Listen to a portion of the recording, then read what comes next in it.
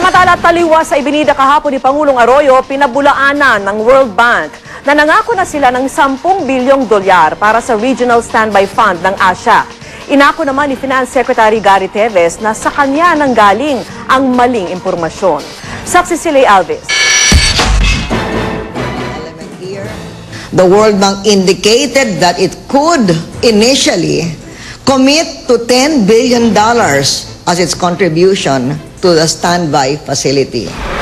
Yan ang ipinagmalaki kahapon ni Pangulong Arroyo. Base raw sa meeting ni Finance Secretary Gary Teves sa Washington, D.C., may unawaan na raw ang mga bansa ng ASEAN, China, Japan at South Korea. Gayon din ang World Bank, ang International Monetary Fund at ang Asian Development Bank na bumuo ng isang standby fund na pwedeng utangin ng mga bansa at ng mga institusyon sa Southeast Asia na malalagay sa alanganin.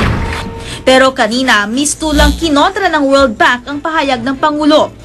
Ayon kay Regional Vice President Jim Adams, handa naman daw ang World Bank na suportahan ng mga bansa sa ASEAN sa gitna ng hamong pang-ekonomiya. Pero hindi raw ito sang-ayon sa pagbuo ng isang Regional Standby Fund.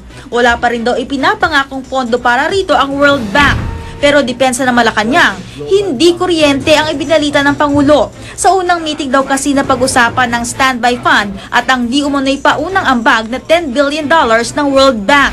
Hindi raw nakarating agad sa Pangulo kahapon na sa pangalawang meeting, sinabi ng World Bank na hindi sila pabor sa regional fund. There is no miscommunication between Secretary Teves and the President. Again, that was the discussion during the first meeting. Here in the Philippines, we're well coordinated. We are well polished. Pero maya-maya lang, tumawag daw si Finance Secretary Gary Teves kay Trade Secretary Peter Fabila. Nagkamali raw siya. Hindi raw pala World Bank, kundi ang International Monetary Fund ang nangako ng paunang 10 bilyong dolyar na pondo para sa Asian Standby Fund. Ako si Lay Alves, ang inyong saksi. Bumagsak na sa 48 level ang halaga ng piso laban sa dolyar. Nagsarang piso kanina sa 48.1 kontra sa dolyar. Mas mababa ng 49 centavos sa palitan nitong Miyerkules. Ito na ang pinakamababang halaga ng piso sa nakalipas na 18 buwan. Huling pumalo sa 48 level ang piso noong April 4, 2007. Paliwanag ng ilang financial analysts, may mga hindi nagpapapalit ng dolyar sa pag-asang tataas pa ang palitan sa mga susunod na araw. Nanamlay din ang kalakalan sa stock market kanina. Nagsara ito sa 2,122.37, mas mababa ng 116.04 points. Ayon sa ilang analyst, naapektuhan ng ating kalakalan dahil sa pagbagsak ng Wall Street. Dati nagsinabi ng ibang kumpanya ng langis sa pag mas malaki ang rollback ng isang kumpanya, tiyakin na raw na isasagad din ng mga kalapit itong gasolinahan ang kanilang bawas presyo. Pero dahil lakas loob na tinriple ng Flying V ang piso kada litrong rollback nito sa diesel, tiba-tiba ang ilang Flying V outlet na aming inabutan. Saksi si Michael Pahati. Tumatabo sa customer ang isasong ito ng Flying V nang mag-ikot ang GMA News ngayong gabi. Dahil ang kanilang rollback sa presyo. Pagpatak ng alas 6 ng gabi, 3 piso sa diesel at piso naman sa gasolina at kerosene. Anong ginagawa mo, ate? Rollback po. Rollback ka na? Pabalita mo na ng presyo? Opo. Magkano? 3 piso po ibababa. Sakto ka, sir, ha? 3 piso rollback. Bakit? Ayos! Ayos! Oh, mas maganda nga to para makatipid. Ito nagpapagas? Oh, dito ako palagi nagpapagas eh. Dito palagi, dahil? Kasi, mas mababa yung gas dito eh. Kumpara sa Big 3 ibabang independent players tulad ng Eastern Petroleum, Total at Sea Oil, na piso lamang ang ibinaba sa lahat ng produktong petrolyo, sinadya ng mga pampubliko at maging pribado sa sakyan ang Flying V dahil sa mas mura ang presyo ng kanilang diesel ng 2 piso kada litro. Pero kumpara sa Big 3 na halos 3,000 istasyon sa buong bansa, mahigit 700 lang ang gasolinahan ng mga independent oil player. At dito sa Metro Manila, 32 lang ang gasolinahan ng Flying V. 11 sa Quezon City, 4 sa Pasig, 1 sa Mandaluyong at San Juan, 4 sa Camanaba, 2 sa Maynila, 1 sa Pasay at Pateros, 1 naman sa Marikina at 4 sa Rizal. Sa pulong kanina ng ilang transport group kasama ang Flying V, hinikayat ng piston ang mga kapwa-tsuper na tangkilikin ng mga oil company kung saan mas makakamura. Nang sa gayoy, matuloy na rin ang rollback sa pasahe. Savings in oil or fuel costs would mean lower transportation costs and would hopefully be considered and evaluated by the transport group. Kaya't ang ilang tsuper na aming nakapanayam may panawagan sa mga kumpanya ng langis. Nasa kanila no, alam naman nilang mababa na yung ano natin, ayaw pa nila magbaba. Para makatulong din sa mga pasahero. Michael, pahati ng inyong saksi. Balik sa mainit na bakbakan sa pagitan ni Republican candidate John McCain at Democratic candidate Barack Obama sa huli nilang presidential debates. Muling inungkat ni McCain ang umunoy pagpupunto ng isang dating extremist sa kampanya ni Obama. Pero binalikan siya ni Obama. Marami raw mga kampanya si McCain, bagay na ibinato rin ni McCain kay Obama. Pati planong pagtataas ng buwis ni Obama para sa mga Amerikano at negosyong may malalaking kita, kinuwestiyon ni McCain. Pero git ni Obama, kailangan ito para balansehin ang pagbaba naman ng buwis sa mga may hina ang kita.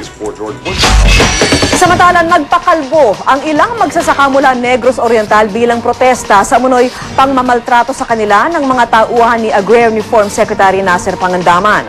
Partikular nilang kinondena ang umunoy puwersahang pagpapalabas sa kanila mula sa opisina ng kalihim. Ayon sa mga magsasaka, makikipagdialogo lang sana sila ukol sa lupang ipapamahagi sa kanila. Giit ni Pangandaman, pinayuhan lang ng mga gwardiya ang mga magsasaka na bumaba sa building dahil nakakagulo umano sila sa pulong doon.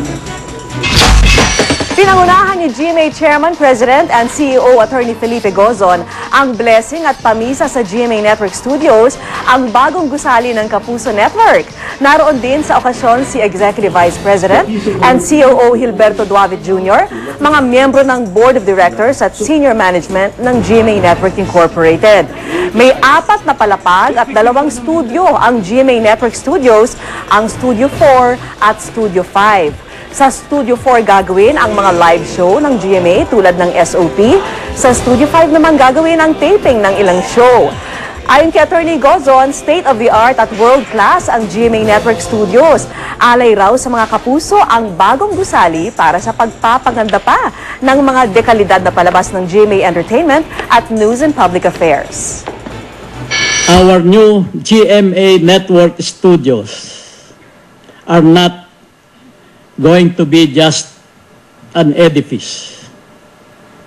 It will enable us to improve our competitiveness not only locally but also internationally. It is a response to the observed need to actually provide production facilities that anticipate program requirements and provide greater flexibility for Filipino creativity to implement world-class shows. Dahil sila ay muli ng publiko si dating Eraserheads lead vocalist Ellie Bendia matapos mo sumailalim sa pinakuling angioplasty procedure. Bagsak pa rin ang katawan ni Ellie pero maayos na raw ang kanyang lagay.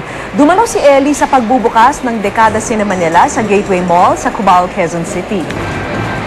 Nakapaglaro pa nga siya sa arcade matapos manood ng pelikula. Ayon kay Ellie, pinayagan na siya na muling tumugtog kasama ng kanyang bandang pupil. Wala pa namang konkretong balita kung magkakaroon sila ng isa pang reunion concert ng Eraserheads. Awa ng Diyos, buhay pa. Hopefully hindi na mangyayari yung ganong klaseng situation.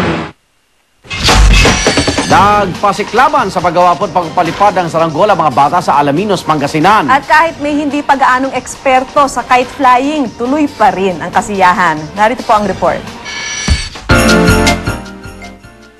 Sa muling pagdating ng malalakas na bugso ng hangin, it's kite season again. Sa isang pa-contest dito sa Alaminos, Pangasinan, pabonggahan at pasiklaban sa paglipad ang mga saranggola. Para makita ang galing. Pero tila matigas ang ulo ng ilang saranggola. Tulad nito na paglipad pa lang agad nang nagkamikaze. Meron namang sumabit sa puno at merong tila gustong mag-swimming imbis na lumipad. Pero let's go fly a kite pa rin ang mga bata. Dahil hindi man daw matayog ang lipad ng saranggola ni Pepe, di bali na, nag-enjoy pa rin naman sila sa paggawa at pagpapalipad ng sarili nilang mga likha. Para sa saksi, Rosetti Rivera, nag-uulat. Para sa karagdagang balita, patuloy tumutok sa GMA News and Public Affairs at mag-log on sa www.gmanews.tv kung saan mapapanood ay ilang bahagi ng saksi. Para naman makatanggap ng mga pinakabagong balita via text, i-type lang ang GMA News Space On at isend sa 4627. Susunod ng case unclosed. Mga igan, 69 na araw na lang. Pasko na. At yan mga pangyayaring tinutukan ninyo nag-iisang liga ng katotohanan. Ako naman, Arnold Glavio, proud to be Kapuso. Hatid naman ay balitang walang kinikilingan, walang pinoprotektahan, serbisyong totoo po lamang. Ako po si Vicky Morales, proud to be Kapuso. Hanggang bukas, sama-sama tayo magiging saksi.